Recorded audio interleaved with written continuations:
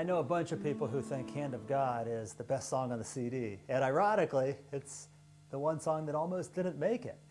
I wrote it last, long after we had started recording, and well, here's the story. I wanted to write a song that gave a sense of how tough this was for Paul on these missionary journeys.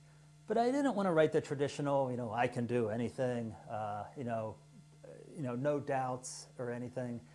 I wanted to show that Paul was a human being who, at least initially, may have had some doubts and concerns about what he was doing. Not doubts about God, but doubts about whether he was following God's will, whether he was going about this the right way. And, well, the first question is there biblical support, for such a song? And I thought the answer was yes. When you look at 1 Thessalonians 3 and the context of when it was written, nothing was going well. This is the second missionary journey. Nothing was going well. Paul was run out of town everywhere he went. New believers were being harassed. There was no way to communicate with them when they were gone, after they left. Paul's opponents were determined to discredit him and ruin his ministry.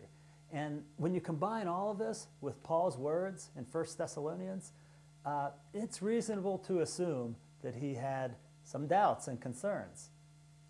So originally I wrote this song called I Don't Want to Kick the Goads, which I love the title of. It relates to an ancient proverb that Paul knew.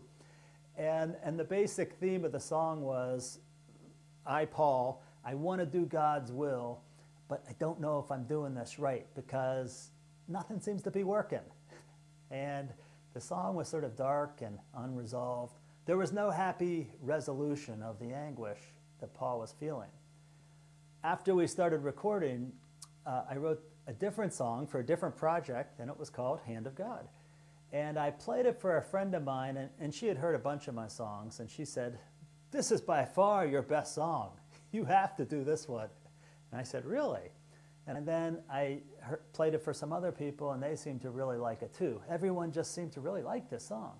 And so we ended up deciding to record it, and well, it's beautiful.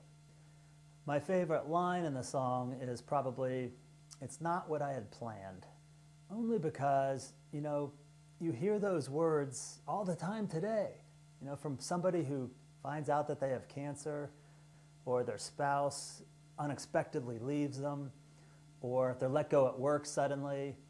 It's just so relevant. Life doesn't always go as planned, but God is still with us, and we can trust God and lean on God. And in addition to helping us think about the Apostle Paul, I just hope this song can bring some comfort and maybe peace to people today in difficult, trying situations. Lift my head.